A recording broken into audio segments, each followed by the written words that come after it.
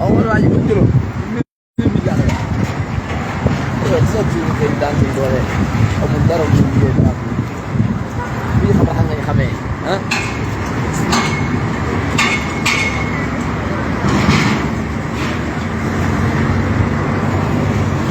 salaamaaleykum gars yi nuyu naa leen man la seen frère Ousmane Sarr fi ngeen di gis nag donc li tax ma ñëw def fi live moom mooy place su Mame Pathé Mbaye Mame Pathé Mbaye nag yaakaar naa ñu bëri xam nañ ko ndax li muy ànd ak Ousmane Sonko ndax yaakaar naa heure bu Ousmane Sonko di génn këram moom rek la ñuy gis mu sol lu weex tàll ànd ak moom ñenn ñi sax di ko tuddee Mara Sonko moom nag actuellement nii sax bokk na si ñi nga xam ne dañ leen a ciblé woon koroog manifestation bi dañu ko jàpp actuellement ni ma waxee yéen mi ngi si kaso bi. mais li gën a doy waar mooy yamatuñu si jàpp ko tëj ko si kaso bi ndax li muy ànd ak Ousmane Sonko mais démb si guddi donc gendarmerie daf fi ñëw ay 4 heures du matin la ñu ñëw fii laajte ko parce que dañu ñëwoon yoroon seen ay liste di laajte ay tur képp koo xamante nii ak ki nga xam moom mooy Cheikh Thiam aussi tamit yàq nañu place am après dinaa dem jëlal leen ko mais place Mame Pathé dañu ñëw laajte turam indiwaale seen ay liste laajte wane photoom ñu ne ko place bi fii la ñu ñëw rek commencé yàq gis ngeen ñu ñëw yàq lépp mandi ndox yi dañu ko toj yor seen ay matt di dóor donc gis ngeen il a fallu que gis ngeen base bi ni mu mel je pense que te lépp li ko waral moom mooy règlement de compte politique gis ngeen te fii ay ndaw yu bëree bëri ñoo si doon daan seen doole comme ñoom bu ñu def seen ay règlement de compte politique bëgg ko fay si Mame Pathé Mbaye parce que dafa jege Ousmane Sonko te actuellement jàpp nañ ko tëj ko si kaso bi yamatul ñu ñëw yàq place am fi njabootam doon liggéeyee lii nag affaire bu doy waar la boo xamante ni nii yéen a ko gisal seen bopp mi ngi ni gis ngeen mandi yeeg seng yeeg donc gis ngeen bagage yaa ngi nii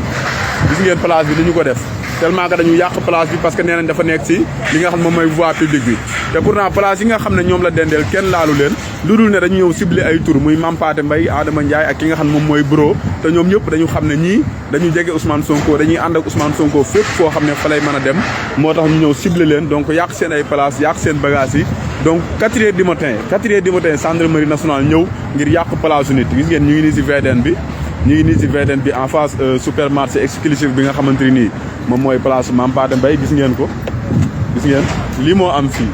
mu nekk loo xamante ni nii parce que yow bu fekkee ne da nga bëgg a jox ndaw ñi xëy pour yokk ay emploi mais yamutoo si mais règlement de compte politique tax na nga yàq ay place yi jàmbur je pense que lii dafa ñaaw gis ngeen ni ñu def place bi te place yi mu dendee la nga ne kenn laalu ko mais fii ñu ñëw fi 4 heures du matin parce que day ànd ak Sonko mais nit ki nag bu fekkee ne singali nga ko ba jàpp ko tëj ko si kaso bi parce que dafa jege Ousmane Sonko te biñ koy jàpp amul dara luñ ko jàppee dudul ne da doon xëjante ak policiers yi pour ñu bañ a yóbbu Ousmane Sonko loolu lañ ko jàppee actuellement mi ngi rëbës donc Sambour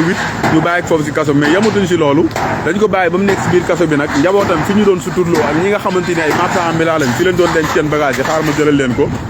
gis ngeen ñu ñëw indi seen ay bill de serre ñëw yàq place bi gis ngeen armignon bi gis ngeen weeru armignon beeg bàyyi ñu dara gis ngeen weeru armignon bàyyi nii biir place bàyyi nii gis ngeen photocopie baa nga ne fi ñu doon defee transfert monnaie bi amul dara loo xamante ni bàyyi nañ ko gis ngeen plafond bi ni mu lépp la ñu daaneel ba pare dem seen yoon te lii lépp dara waralu ko lu dul ay règlement de compte politique gis ngeen te man bu fekkoon ne ki ñu ko def sax mi ngi si biti du ma jaaxal mais ki ñu ko def mi ngi si biir kaso bi parce que dañ ko jàpp koroog le 16 bi Ousmane Sonko di wuy ji gis ngeen ni ñu tojee verre yi lii lépp gendarmerie moo ñëw 4 heures du matin la gendarmerie ñëw mu def lii gis ngeen verre yëpp dañu ko toj Mame Pathé Mbaye je pense que ñu ko xamul mooy bu Ousmane Sonko di génn moom mooy sol ay yëre yu weex tàll pour di ànd ak ki nga xam moom mooy le président Ousmane Sonko fépp fu Ousmane Sonko di dem dañuy gis ne moom mooy sol yëre yu weex yi yor kaala gu weex ak yëre yu weex ànd ak moom donc loolu nag taxoon nañu singali ko parce que xëy na ñoom ñoo tax mais ñu